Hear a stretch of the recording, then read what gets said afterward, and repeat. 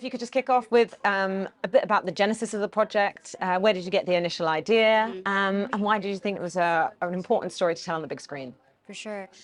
So I created this film because in 2018 I made a short film based on it called Liquor Store Babies about my life as a child of a liquor store owner in Los Angeles. I feel like a lot of our history and personal stories have never really been told. And so I think as somebody who loves movies, I saw every movie out there and I said, okay, well, how can I make something that is really original, but also very important to not only my generation of Korean Americans, but just people everywhere.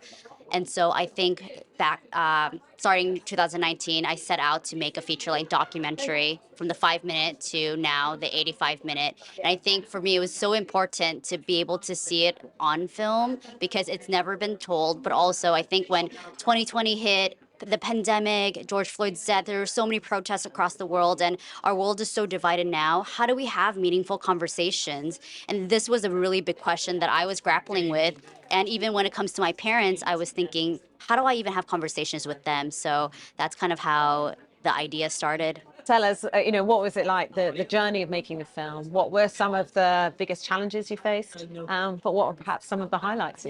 As a first time filmmaker, it was just so tough. Just making a film from start to finish, truly like I did it out of love.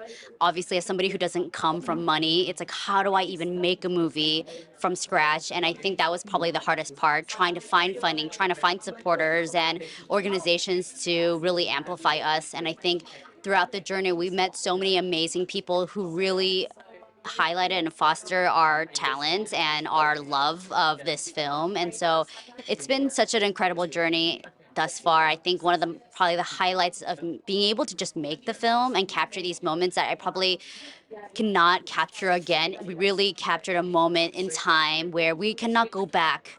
A lot of these moments on screen are just they're time capsules now of moments between me and my father's lives, and time is obviously just speeding up and going, and so it is such a meaningful film to be able to watch now. And I know that this film will outlive me and will be so relevant for generations to come. So just the fact that I made this film is a true accomplishment. How would you characterize your approach, your filmmaking style? Were there filmmakers that you've really admired that you think have infused into your approach, or particular films? For sure. Even though I was so inspired by even Agnes Varda's Beaches of Agnes and so many different types of documentaries out there, I think I had to really think about what works for my story, and especially me as a filmmaker. For me, it was important to just to capture the moment.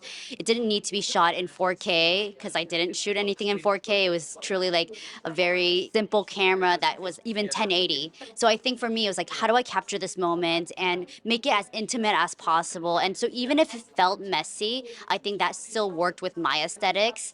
And I did get a lot of inspiration from so many different documentarians, but overall, I think I had to create my own vision and style of what worked with our story. And what do you ultimately hope people will take away from watching the film?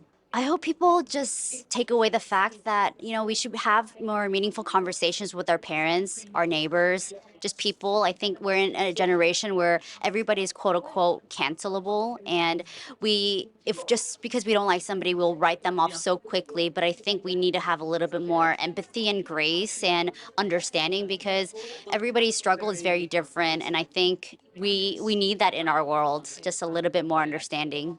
What does it mean to you to have your film playing here as part of London Film Festival? Amazing. Just to be at BFI London is such an incredible experience. We never thought we would even come here. We're telling a very LA story, and yet we've done 2 screenings thus far, and people here have come up to us and told me how amazing and how much they resonated with the film. And it means so much for us to be able to transcend even cultures, language, continents, things like that, and share our story. Do you know what you're going to be working on next, or are you going to wait and see what happens after this? Well, I definitely want to work both in narrative and documentary, and I think I always want to continue to explore very hard topics and difficult topics to show on film. And so I think, yes, I have a lot of ideas. How do you see the landscape right now in terms of opportunities for female filmmakers to tell stories that kind of diverse and not your classic kind of like white people-led stories. Or how do you see it right now? And do you think we've got a way to go to see progress and see more diversity on screen? For sure. I think that's the beauty of film festivals is that you are able to discover so many different POVs, experiences, things like that. And so I do feel like we're in a really great time and the landscape is really ripe with so much perspective.